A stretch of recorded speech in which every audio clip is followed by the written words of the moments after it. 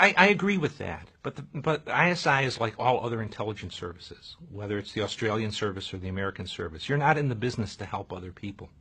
You're in the business of intelligence to protect your own country and support your own government. The idea that ISI is a rogue organization is popular, and even the Pakistanis promote it. But having worked with them for the better part of 20 years, they're a very disciplined, very able intelligence service. As I said, Pakistan doesn't leave the area when we do. They have to stay there and try to stabilize things in their own country. To do that, they believe at least, they have to help reestablish an Islamic country in Afghanistan, an Islamic government.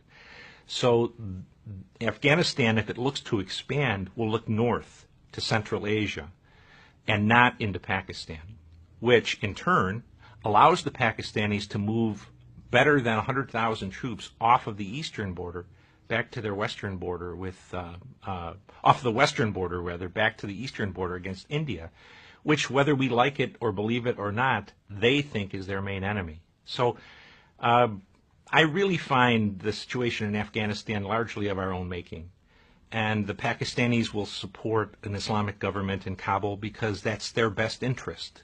We have created a mess. They have to sort it out now.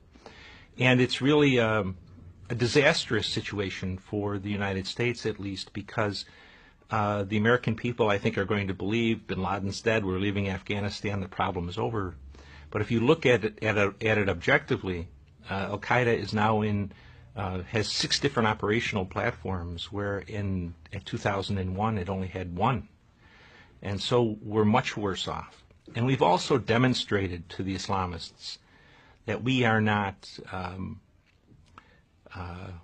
it's an old-fashioned word, but we're not manly.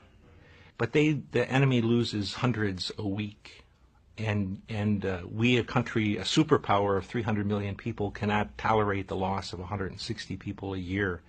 It's a bad example to set for an enemy who is willing to expend enormous numbers of lives.